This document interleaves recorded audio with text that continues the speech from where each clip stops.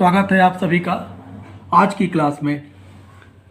Last time में हमने आपको वेपर कंप्रेशन रेफ्रिजरेशन सिस्टम के बारे में डिटेल में बताया था और हमने वहाँ पर आपको ये बताया था कि जो वेपर का कंप्रेशन होता है वो कंप्रेसर में होता है। और यही बात हमने आपको याद करिए कि जब हम एयर रेफ्रिजरेशन सिस्टम पढ़ा रहे थे तो वहाँ पर हमने आपको बताई थी। और ये सारी चीज़ें तो थी ही, साथ में ये भी था कि जो भी हमने बताया था आपको तो उसमें ये बताया था कि जो वर्क डन हम लेते हैं, मेन वर्क जो होता है या इनपुट जो इसमें लिया जाता है वो कंप्रेसर वर्क का लिया जाता है।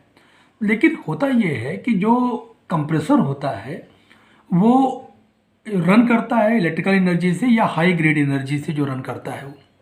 तो हाई ग्रेड एनर्जी को यूज़ करते हैं कोल्ड प्रोड्यूस करने के लिए। तो कंप्रेसर का काम ये होता है कि प्रेशर और टेम्परेचर बढ़ाता है। ये वैसे बेसिकली हमको प्रेशर की ज़रूरत ज़्यादा पड़ती है कि वो हाई प्रेशर पर चार्ज पहुंच जाए।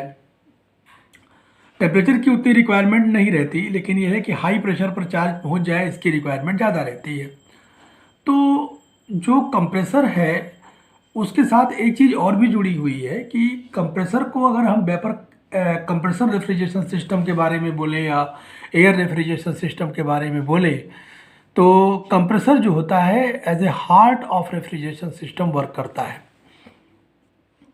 तो as a heart of refrigeration system work करने का मतलब हो गया कि जो कंप्रेसर है वो उसी तरीके से वर्क करता है जैसे एक ह्यूमन बॉडी में हार्ट वर्क करता है।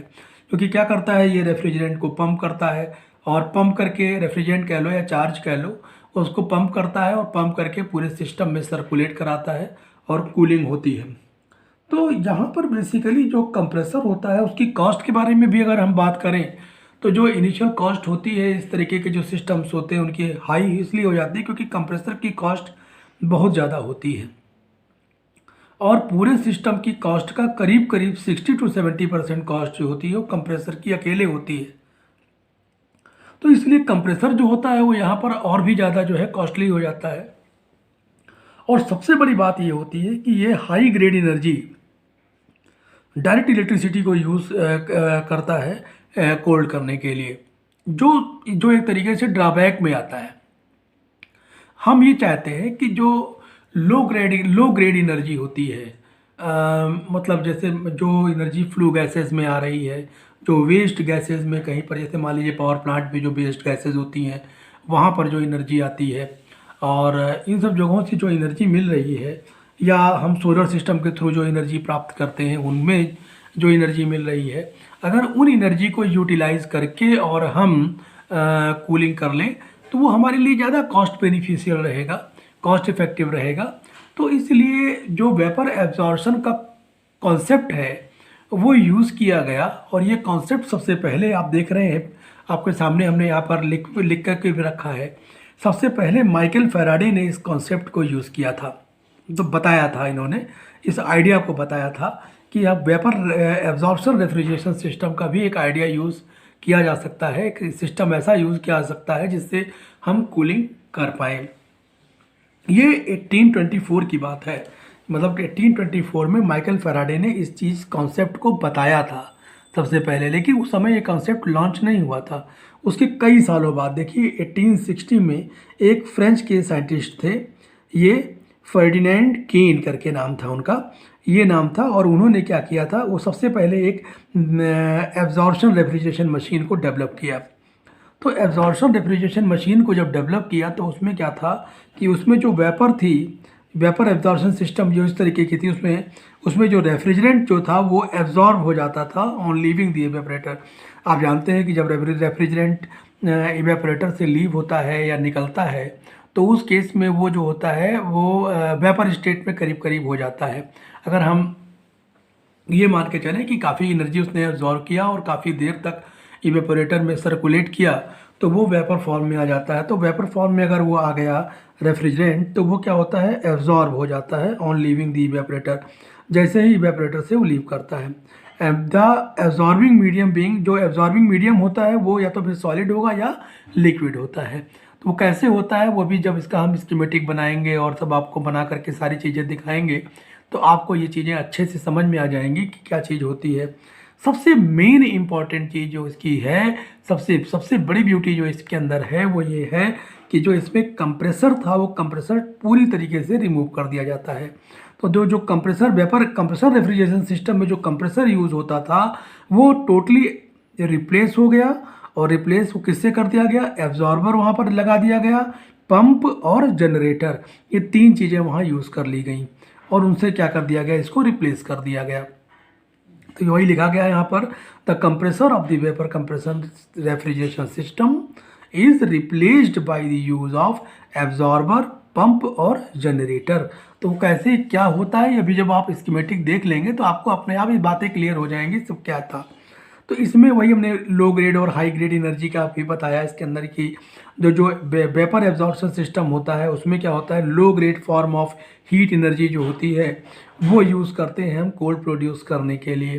तो low grade form of energy का मतलब हो गया कि जो वेस्ट टाइप की होती है या जो हमको आसानी से मिल जाती है, ईजिली अवेलेबल है, या जिनको हम वेस्ट समझ करके उसको यूज़ नहीं करते, या सन से प्राप्त होने वाली बहुत सारी, देखिए जो सन से जो लाइट जो जो एनर्जी प्राप्त होती है, हीट या लाइट, वो इतनी प्राप्त होती है, इतनी ज़्यादा होती है कि अगर हम 24 घंटे की एनर्जी को हम स्टोर कर लें तो साल भर की जितनी भी रिक्वायरमेंट है पूरे वर्ल्ड की, अगर पूरे वर्ल्ड में जितनी भी 24 घंटे में जितनी भी सनलाइट आ रही है, एनर्जी आ रही है सन से, अगर उनको किसी तरीके से हम यूज़ कर लें तो पूरे एक साल में जितनी भी एनर्जी की रिक्वायरमेंट है वो हम यहाँ से फुलफ़िल कर सकते हैं। लेकिन होता क्या है कि ज़्यादातर एनर्जी तो वेस्ट हो जाती है सन की।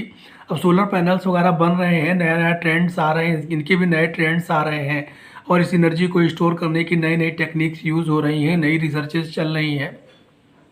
आने वाले समय में हम ज़्यादातर इसी एनर्जी पर ही डिपेंड होंगे और यही एनर्जी हमारा मेजर सोर्स होगा एनर्जी का। तो लेकिन अब है क्या चीज़, तो कहता क्या है कि यहाँ पर उसी को हम यूज़ कर रहे हैं। तो low grade form of energy to produce cold, whereas vapour compression refrigeration system में क्या होता है, इसमें ये होता है, इसमें need work energy to produce cold which, अब वर्क एनर्जी जहाँ पर यूज़ होती है, वर्क यहाँ पर वर्क चाहिए, वर्क की वजह वर्क के साथ क्योंकि कंप्रेसर वर्क करता है तो वही लिखा work energy to produce cold, क्योंकि कंप्रेसर वर्क करता है तो या इसमें आवश्यकता होती है वर्क एनर्जी की कोल्ड करने के लिए, ठंडा करने के लिए या रेफ्रिजरेशन के लिए। और वो जो कंप्रेसर होता है वो high grade form of energy use करता है। जो high grade form of energy होती है डायरेक्ट इलेक्ट्रिसिटी होती है वो, और वो क्या होती है, वो जो हम प्रोड्यूस कर रहे होते हैं वो एनर्जी जो होती है वो एक्सपेंसिव होती है, क्योंकि हम जो बिजली इलेक्ट्रिसिटी जो जनरेट करते हैं वो कॉस्टली होती है। आप लोग जानते हैं कि किस तरीके से पावर प्लांट में, हाइड्रो पावर प्लांट में, थर्मल पावर प्लांट में जो इलेक्ट्रिसिटी हम लोग जनरेट करते हैं और बनाते हैं वो कंपेरेटिवली जो लो ग्रेड एनर्जी होती है उनसे बहुत ज़्यादा एक्सपेंसिव होती है। इसलिए अगर हम इसको देखें, अगर कंपेयर करें तो जो वेपर एब्जॉर्प्शन रेफ्रिजरेशन सिस्टम में बहुत ज़्यादा कॉस्ट इफेक्टिव होता है। हम इसका कंपैरिजन डिटेल में बताते हैं आपको कि अगर हम वेपर कंप्रेशन रेफ्रिजरेशन सिस्टम और वेपर एब्जॉर्प्शन रेफ्रिजरेशन सिस्टम को कंपेयर करें अलग अलग तरीके से तो कैसे हम कंपेयर कर सकते हैं, आइए हम उसको बताते हैं आपको। अब यहाँ पर आप देख पा रहे हैं कि जो डिफरेंस है वेपर कंप्रेशन और वेपर एब्जॉर्प्शन में, यहाँ पर हमने उसको लिख करके दिखाया है आपको। ये वेपर कंप्रेशन और ये वेपर एब्जॉर्प्शन। तो वेपर कंप्रेशन में पहला पॉइंट जो लिखा गया वो ये है कि इसकी जो COP होती है वो हाई होती है। जो वेपर कंप्रेशन की जो COP होती है वो हाई होती है और इसकी COP कंपैरेटिवली लो होती है। तो COP का जो है, अगर देखो लो COP भी मिल रही है तो उसका कोई बहुत बड़ा हमारे पर बहुत बड़ा इशू नहीं होता है, क्योंकि यहाँ पर जो हम एनर्जी भी यूज़ कर रहे हैं वो लो ग्रेड की एनर्जी भी तो यूज़ कर रहे हैं और वो एनर्जी हमारे लिए बहुत ज़्यादा एक्सपेंसिव है नहीं। तो इसीलिए ये जो है ये कोई बहुत बड़ा इशू नहीं है। लेकिन ये है चूँकि इसी कारण से, चूँकि वेपर कंप्रेशन रेफ्रिजरेशन सिस्टम का अभी कोई बहुत बड़ा सब्स्टिट्यूट तो नहीं मिल पाया है, हम इसको सब्स्टिट्यूट के तौर पर तो नहीं यूज़ कर सकते, लेकिन हाँ क्योंकि 70 से 80% जो भी रेफ्रिजरेशन होता है पूरे वर्ल्ड में वो वेपर कंप्रेशन पर ही बेस्ड होता है, उसी से होता है। फिर कहता क्या है, यहाँ पर जो चार्जिंग ऑफ रेफ्रिजरेंट है वो सिंपली होती है। सिंपली हम क्या करते हैं, वहाँ पर एक पॉइंट बना हुआ होता है कंप्रेसर के पास और वहाँ से हम वेपर को जब चाहें तो हम वहाँ पर चार्ज कर सकते हैं, अगर मान लीजिए कहीं से लीकेज हो गई है या रेफ्रिजरेंट कहीं से लीक कर गया है। लेकिन ये क्या होता है, बिल्कुल बंद होता है, क्लोज्ड होता है, पूरा सर्कुलेट करता रहता है रेफ्रिजरेशन, पूरा सिस्टम क्लोज होता है, क्योंकि एक जगह अगर आप खोलोगे तो बाकी सारी जगहों पर डिस्टर्ब हो जाएगा। तो ये यहाँ पर थोड़ा सा क्या होता है, ये डिफ़िकल्ट होता है वेपर एब्जॉर्प्शन सिस्टम में। ये कुछ डिफ़िकल्टीज़ हैं ये चीज़ें, ये तो इसीलिए कंपेयर करके बताया जा रहा है कि किस तरीके से इसको यूज़ करते हैं। फिर कहता है कि the possibility of leakage of refrigerant is more. तो यहाँ पर जो रेफ्रिजरेंट की जो लीकेज होती है वो ज़्यादा आसानी से हो सकती है, क्योंकि यहाँ पर कई कई जो है इसके कई पोर्ट्स ऐसे होते हैं जहाँ पर ये आसानी से लीक कर सकता है, और खासकर कंप्रेसर के पास तो बहुत आसानी से लीकेज हो सकता है, क्योंकि कंप्रेसर वर्क करता है उस केस में। तो वहाँ पर जो है जब पिस्टन रेसिप्रोकेट करता है वहाँ से लीकेज की संभावना सबसे ज़्यादा होती है। यहाँ पर क्या होता है, यहाँ पर लेस होती है, क्योंकि बहुत अच्छी तरीके से इसको पैक करते हैं, बिल्कुल एकदम क्लोज्ड होता है, हर तरीके से पैक होता है। तो यहाँ पर जो लीकेज की संभावना होती है वो करीब करीब ना के बराबर होती है। एक बार भर दिया आपने तो फिर वो चलेगा बहुत दिनों तक फिर। तो कहता क्या है कि the performance is adversely affected by part load. अगर लोड जो होता है अगर थोड़ा बहुत कम ज़्यादा हो जाए तो इसकी जो परफॉर्मेंस होती है उसके ऊपर इफेक्ट पड़ जाता है, लेकिन इसमें जो है कोई इफेक्ट नहीं पड़ता। अगर reduced loads have no effect on its performance, अगर आपने लोड कम कर दिया तो परफॉर्मेंस इसकी वही रहती है। परफॉर्मेंस पे कोई बहुत ज़्यादा आपको अंतर देखने को इसमें नहीं मिलेगा। कुल मिलाकर के ये बात कहने की है। तो परफॉर्मेंस के बारे में बता रहा है, तो अगर मान लीजिए लोड को आप जो है चेंज करते हो तो इसमें परफॉर्मेंस आपको पता चलेगी कि परफॉर्मेंस घटी या बढ़ी इसमें, लेकिन परफॉर्मेंस का कोई बहुत ज़्यादा इफेक्ट नहीं पड़ता। फिर कह रहा है कि ये जो है बिना शेल्टर के आप बाहर नहीं, क्योंकि इसमें क्या है, इसमें आपने इलेक्ट्रिक करंट यूज़ कर रखी है, इलेक्ट्रिक करंट है, और कंप्रेसर जो होता है कंप्रेसर मोटर के थ्रू रन करता है। जो कंप्रेसर रन करता है वो किसके थ्रू रन करता है, मोटर के थ्रू रन करता है। तो इसमें जो है इसको आप जल्दी से बाहर आप नहीं रख सकते। आप जल्दी से बाहर रखोगे तो हो सकता है वहाँ पर ख़राब हो जाए, पानी वानी बरसे, या अगर मान लीजिए आंधी आया, धूल मिट्टी पड़ेगी तो उस केस में ख़राब हो जाएगा। लेकिन ये जो है आप आसानी से, क्योंकि ये टोटली पैक होता है, आप देख तो रहे हैं ऊपर से, अभी हमने बताया आपको, ये पूरी तरीके से पैक्ड होता है, सील्ड होता है, तो इसके ख़राब होने के चांसेस तो ना के बराबर है बिल्कुल। अगर आप ऊपर बिना शेल्टर के भी आप इसको बाहर आप रख सकते हो, यूज़ कर सकते हो। ये कम बल्कि होता है क्योंकि इसमें छोटा सा कंप्रेसर लगा होता है और काम पूरा चल जाता है। इसमें कुछ पार्ट्स बढ़ गए तो इसलिए क्या होता है, ये थोड़ा सा बल्कि हो जाता है। पार्ट्स बढ़ जाने की वजह से थोड़ा सा ये बल्कि हो गया। अच्छा, तो ये बल्कि हो गया। फिर आगे बढ़ते हैं। इसमें कह रहा है कि ये कह रहा है liquid traces in the suction line में डैमेज द कंप्रेसर। तो अगर इसमें लिक्विड ट्रेसेस अगर हो रहा है सक्शन लाइन में तो हो सकता है वो कंप्रेसर को डैमेज कर दे। लेकिन इस केस में क्या होता है कि इसमें जो है कोई बहुत ज़्यादा हार्मफुल कह रहा है liquid traces in the refrigerant at the exit of evaporator is not harmful to any component. यहाँ लिक्विड ट्रेसेस कहने का मतलब ये हो गया कि लिक्विड की थोड़ी बहुत मात्रा, मतलब कहने का मतलब हो गया कि अगर कंप्रेसर में ये जो रेफ्रिजरेंट है उसमें जो लिक्विड अगर पूरी तरीके से ड्राई ना गया, अगर कुछ लिक्विड की मात्रा भी गई तो वो हो सकता है कि कंप्रेसर को डैमेज कर दे। यहाँ पर लिक्विड ट्रेसेस का मतलब ये हो गया। और यहाँ पर क्या है कि अगर लिक्विड की थोड़ी बहुत मात्रा रेफ्रिजरेंट में है eight the exit of evaporator तो वो जो है वो किसी तरीके से हार्मफुल नहीं है ना, वो किसी भी कंपोनेंट के लिए हार्मफुल नहीं है। अगर मान लीजिए लिक्विड की मात्रा रह भी जाती तो कोई उससे बहुत ज़्यादा फ़र्क नहीं पड़ने वाला। तो ये जो है बिल्कुल पूरी तरीके से सेफ़ है उसमें, इस मैटर को लेकर के। अगली बात बता रहा है कि जो टियर वियर होता है इसमें बहुत हाई होता है, क्योंकि कंप्रेसर वर्क करता है और मूविंग पिस्टन होता है, और तो इसलिए टियर वियर क्या होता है, बहुत ज़्यादा होता है। इस वाले केस में क्या है, टियर वियर कंपेरेटिवली लेस होता तो इसमें भी है लेकिन कम होता है। इसमें क्या है, it has compressor and A motor. इसमें कंप्रेसर होता है और कंप्रेसर को रन कराने के लिए मोटर होता है। Therefore it is noisy it is more noisy होता है, मतलब आगे भी हम बता देंगे, आपको दिखा देंगे वो नॉइजी लिखा हो।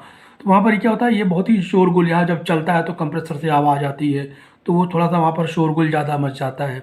और यहाँ पर क्या होता है, इट हैज़ पंप ओनली, एक तो इसमें एक पंप होता है सिंपल सा, वो पंप बहुत ज़्यादा आवाज़ नहीं करता, इसलिए कि इसका जो ऑपरेशन होता है वो क्वाइट ऑपरेशन होता है, बहुत ज़्यादा इसमें नॉइजी नहीं होता। तो कहने का मतलब ये हो गया कि देखा जाए तो ये बहुत ही ज़्यादा यूज़फुल है हमारा वेपर एब्जॉर्प्शन सिस्टम। बस केवल सीओपी के मामले में और स्पेस के मामले में देखा जाए तो ये थोड़ा सा जो है वेपर कंप्रेशन ज़्यादा अच्छा माना जाता है। अब अगला पॉइंट जो आता है वो सबसे इम्पॉर्टेंट पॉइंट है। आप देख रहे हैं इसमें कि it uses high grade work energy, इसमें हाई ग्रेड वर्क एनर्जी होती है। और हाई ग्रेड वर्क एनर्जी क्या मतलब, इलेक्ट्रिकल एनर्जी यूज़ की जाती है इसके ऑपरेशन में। तो हाई ग्रेड एनर्जी जो होती है इसके ऑपरेशन में यूज़ होती है। लेकिन अगर हम वेपर एब्जॉर्प्शन रेफ्रिजरेशन सिस्टम के बारे में बात करेंगे, सबसे बड़ा एडवांटेज इसका यही है कि it uses low grade heat energy. मतलब इसमें जो है हम low grade heat energy use करते हैं। लो ग्रेड के बारे में भी हम बता रहे हैं आगे क्या है। It can operate on exhaust from IC engines और ऑन केरोसिन लैम्प और प्रोसेस हीट। तो एक तो एग्जॉस्ट से जो हमको मिलने वाली एनर्जी है या फ्लू गैसेस से मिलने वाली जो एनर्जी है पावर प्लांट में, वो सारी एनर्जीज़ को हम जो एनर्जी को हम वेस्ट कर देते हैं या वेस्ट समझते हैं, उस एनर्जी को यूज़ करके हम यहाँ पर कोल्ड प्रोड्यूस कर सकते हैं। अब हम आपको इसका थोड़ा सा स्कीमेटिक दिखाने जा रहे हैं। इस स्कीमेटिक में भी हम यहाँ पर एक देखो, हम दो तरीके से यहाँ पर आपको वेपर एब्जॉर्प्शन सिस्टम बताएंगे।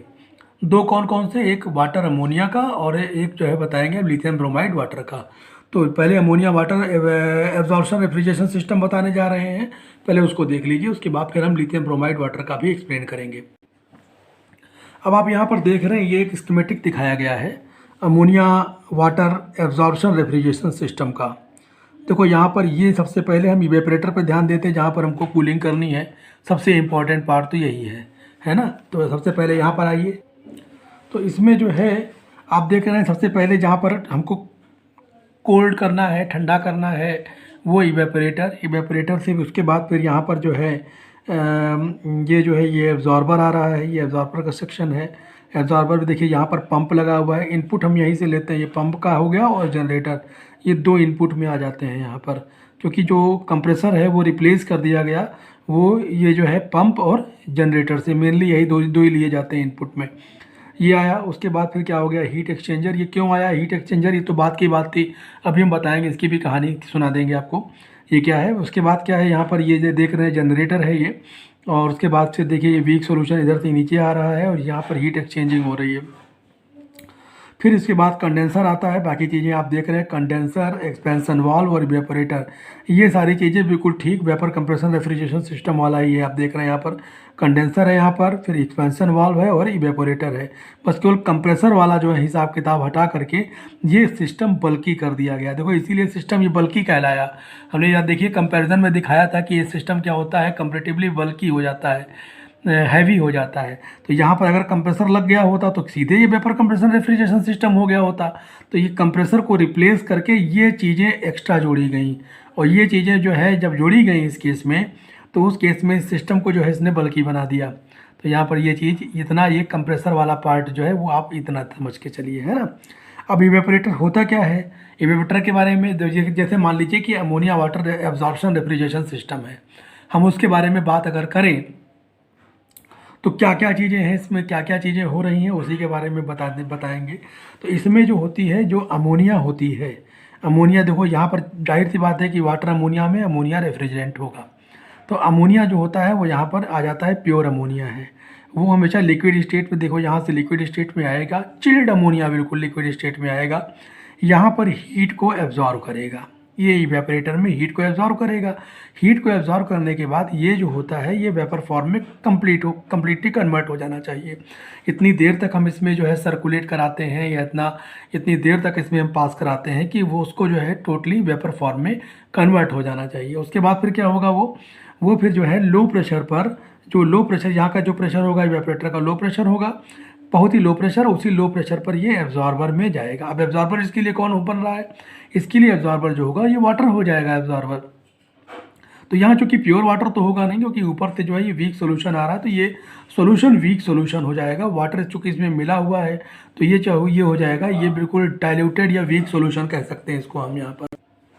तो ये जो है ये यहाँ पर आती है और ये जो अमोनिया है इवेपोरेटर से निकलने के बाद फिर एब्जॉर्ब हो जाती है।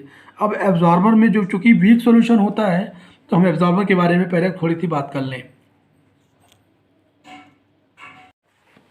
तो जो ये वाटर है, इसमें वाटर को एब्जॉर्बेंट की तरीके से यूज़ करते हैं, है ना।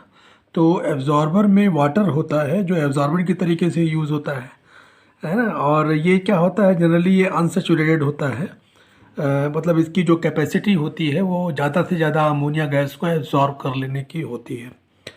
तो अमोनिया गैस को जब ये एब्जॉर्ब कर लेता है तो फिर ये जो है स्ट्रॉन्ग सॉल्यूशन बन जाता है। भाई जी जाहिर सी बात है कि जब अमोनिया जो है इवेपोरेटर से आएगी, और जब अमोनिया इवेपोरेटर से आएगी तो ये जो अमोनिया वेपर है, क्योंकि फिर यहाँ से आने के बाद ये जो है जब एब्जॉर्बर में आएगी तो ये वीक सॉल्यूशन रहेगा, और फिर यहाँ पर ये एब्जॉर्ब हो जाएगी। एब्जॉर्ब हो जाने से इसका सॉल्यूशन स्ट्रॉन्ग सॉल्यूशन हो जाता है। तो स्ट्रॉन्ग सॉल्यूशन हो जाता है तो इस केस में जो होता है क्या है, जब ये एब्जॉर्ब होती है अमोनिया, तो ये माना जाता है कि इस केस में हीट लिबरेट होती है। एक्सोथर्मिक रिएक्शन टाइप की एक होती है। आपको पता है कि दो तरीके की रिएक्शन होती है, एंडोथर्मिक और एक्सोथर्मिक। तो ये जो होता है यहाँ पर जो रिएक्शन होती है वो करीब करीब एक्सोथर्मिक रिएक्शन होती है। तो जब हीट लिबरेट होगी तो उस केस में जो होगा, ये जो है इसको ठंडा करना पड़ेगा।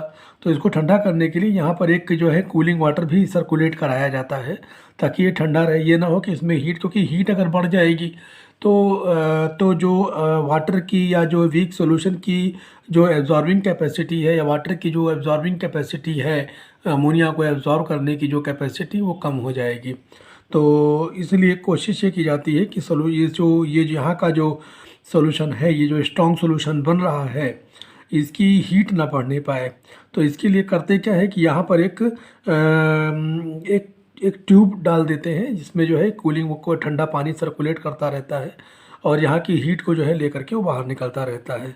तो इस तरीके से अमोनिया के एब्जॉर्बेशन से यहाँ पर जो होता है ये स्ट्रॉन्ग सॉल्यूशन फॉर्म हो जाता है। अब हम आगे आते हैं पंप के बारे में। तो पंप जो होता है, अब यहाँ से जो है फिर ये स्ट्रॉन्ग सॉल्यूशन पंप क्या करता है, इसको खींचता है। तो पंप जो करता है वो क्या करता है, इसको हाई प्रेशर पर ले जाता है। हाई प्रेशर पर ये पंप इसको खींच करके ले जाएगा। तो पंप देखिए, ये पंप लगा हुआ है ये, और ये इसको यहाँ से खींच करके इसको यहाँ से ये जनरेटर में लेके जा रहा है। देखिए जनरेटर है ना, तो जनरेटर में लेकर के जा रहा है, ये पंप है। तो इसको हमने लिखित में भी रखा है, आइए दिखा देते हैं आपको उसको भी। तो वही जो हमने बताया वो चीज़ यहाँ पर इसमें लिखी भी हुई है कि इवेपोरेटर क्या होता है। It is in the it is in where the refrigerant pure ammonia in liquid state produces the cooling effect. तो जाहिर सी बात है उसके अंदर कूलिंग इफेक्ट होता ही है। It absorbs the heat from the substance to be cooled and gets evaporated. From here, the ammonia passes to the absorber in the gaseous state. तो गैसेस स्टेट में अमोनिया एब्जॉर्बर में चली जाती है। वही हमने अभी आपको बताया भी, एब्जॉर्बर की वही पूरी कहानी जो हमने आपको बताई यहाँ पर लिखी हुई है। इसको आप लिख लेंगे तो आपको जो है इससे आपको नोट्स में आसानी रहेगी, नोट्स आपके पास बन जाएंगे। तो उससे आपको बाद में भी अगर कहीं पढ़ना हुआ तो आसानी से आप इसको पढ़ सकते हैं। In the absorber the weak solution of ammonia water is already present. The water used as the absorbent in the solution is unsaturated and it has the capacity to absorb more ammonia gas. As the ammonia from the evaporator enters the absorber, it is readily absorbed by water and the strong solution of ammonia water is formed. During the process of absorption, heat is liberated, which can reduce the ammonia absorption capacity of water. Hence, the absorber is cooled by the cooling water. Figure में नहीं दिखाया गया है ये चीज़ कि cooling water से cool किया जाता है। कहीं कहीं कुछ बुक्स में आप देखेंगे तो वहाँ पर ऐसा दिखाया गया है। तो कुछ बुक्स में आप अगर देखेंगे तो वहाँ पर आपको इस तरीके से वहाँ पर पाइप्स मिल जाएंगी, देखिए जिसमें सर्कुलेट की हुई हैं, और उसमें से कोल्ड वाटर इन और आउट उस तरीके से जा रहा है, आ रहा है हीट लेकर के। Due to the absorption of ammonia strong solution of ammonia water is formed in the absorber.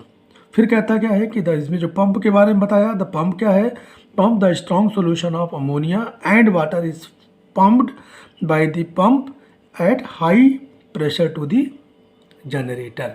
तो जनरेटर में वो हाई प्रेशर पर पहुंच जाता है। अब हम इस पार्ट में आपको जनरेटर और एनालाइज़र को एक्सप्लेन करने जा रहे हैं। तो देखो, एनालाइज़र तो आपने देखा होगा कि जो जनरेटर होता है उसी में ऊपर प्लेट्स लगी हुई होती हैं और वो जो है वहाँ पर एनालाइज़र उसको उसी को बोलते हैं।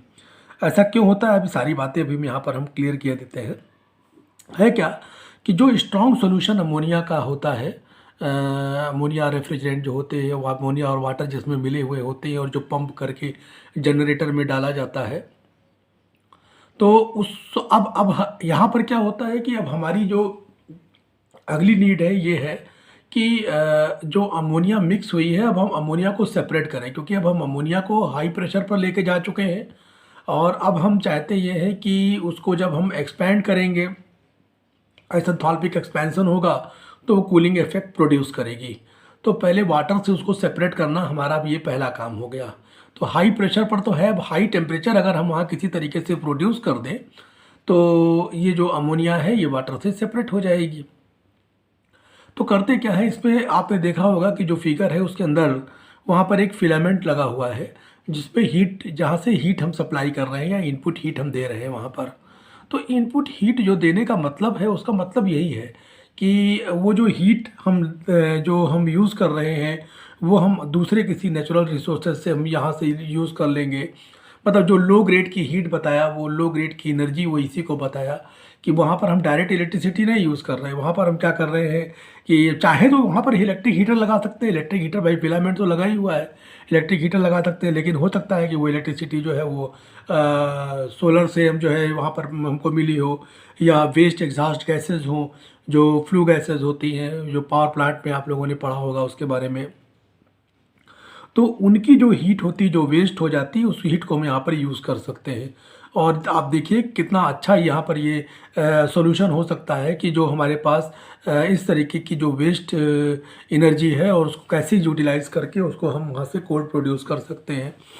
तो वहाँ से जब क्या करते हैं कि जब हम इसमें हीट सप्लाई करते हैं तो हाई प्रेशर और हाई टेम्परेचर पर, देखिए जस्ट उसका रिवर्स प्रोसेस हुआ, किसका, एब्जॉर्बर का। तो एब्जॉर्बर में जो होता क्या है कि जब जब लो प्रेशर और लो टेम्परेचर रहता है तो वाटर की स्ट्रॉन्ग एफिनिटी होती है अमोनिया को अट्रैक्ट करने की। लेकिन जस्ट इसका अगर हम इसकी रिवर्स कंडीशन लगा देंगे तो वाटर जो होता है वो अमोनिया को फिर वो अमोनिया वहाँ से सेपरेट हो जाती है। तो अब यहाँ पर भी वही होगा, अमोनिया सेपरेट हो जाएगी। अमोनिया सेपरेट होगी, अमोनिया जो है वेपराइज होकर के निकल जाएगी। लेकिन होगा नहीं, केवल ऐसा तो नहीं होगा कि अमोनिया ही निकले, साथ में वाटर वेपर भी निकलती है। भाई ऐसा तो ये हो ही नहीं सकता कि केवल सेपरेट होकर के अमोनिया, क्योंकि वाटर वेपर तो हर समय निकल रहा है। वो तो वेपराइजेशन तो एक ऐसा प्रोसेस है जो हर टेम्परेचर पर हुआ करता है। तो वहाँ पर क्या होगा, लेकिन इवेपोरेशन जैसे होगा। तो लेकिन ये क्या है कि ये जो वाटर वेपर है वो तो हर टेम्परेचर पे निकलती रहती है। तो अगर टेम्परेचर आप बढ़ाएंगे तो वहाँ तो वाटर वेपर निकलनी ही निकलनी है। तो इसका मतलब क्या हुआ कि जो वाटर पार्टिकल्स हैं वो भी निकलेंगे वाटर वेपर में, वाटर वेपर भी होगी, जो वेपर वहाँ से सेपरेट होगी, और अमोनिया वेपर की क्वांटिटी ज़्यादा होगी, वाटर वेपर की क्वांटिटी कम होगी, बहुत कम होगी लेकिन होगी। तो इस तरीके से यहाँ पर ये मान के चलिए। तो अब उसको जो वाटर वेपर है उसको सेपरेट करना है। सेपरेट करने के लिए फिर हम क्या करते हैं कि उसमें एक अल्टरनेट प्लेट्स लगा देते हैं जिसको हम एनालाइज़र बोलते हैं। तो इसलिए जब एनालाइज़र से जाती है तो जो वाटर वेपर होती है वो वहाँ पर वो कंडेंस हो जाती है, और कंडेंस होकर के वापस फिर से इसी में लौट आती है, इसी जनरेटर के अंदर। और फिर जब ये सोल्यूशन वीक हो जाता है तो इसको नीचे फिर हम वापस फिर से एब्जॉर्बर में भेज देते हैं वीक सोल्यूशन को। तो वही चीज़ हमने यहाँ पर लिखी है, the strong solution of ammonia refrigerant and water absorbent are heated by the external source of heat such as steam और heat. It can also be heated by other sources like natural gas, electric heater, waste, exhaust heat, etc. Due to heating, the refrigerant ammonia gets vaporized and it leaves the generator. However, since water has a strong affinity for ammonia and its vaporization point is quite low, some water particles also get carried away with ammonia refrigerant. So it is important to pass this refrigerant through the analyzer. तो अब analyser से जब हम पास कराते हैं तो क्या होता है कि one of the major disadvantage of the ammonia water vapor absorption refrigeration system is that the water in the solution has quite low vaporizing temperature. Hence, when ammonia refrigerant get vaporized in the generator, some water also gets vaporized. Thus, ammonia refrigerant leaving the generator carries appreciable amount of water vapor. If this water vapor is allowed to be carried to the evaporator, the capacity of the refrigeration system would reduce. ये reduce हो भी सकती है। तो अभी और भी इसके और भी कुछ हार्मफुल केसेस होते हैं, वो क्या होते हैं वो भी हम आगे आपको बताएंगे भी। Reduce the water vapour from ammonia refrigerant is removed by analyser and the rectifier. ये रेक्टिफायर भी इसमें आगे लगाते हैं। तो रेक्टिफायर और एनालाइजर की बात हम जो है अगले लेक्चर में करेंगे। आज हम यहीं तक रखते हैं। Thank you.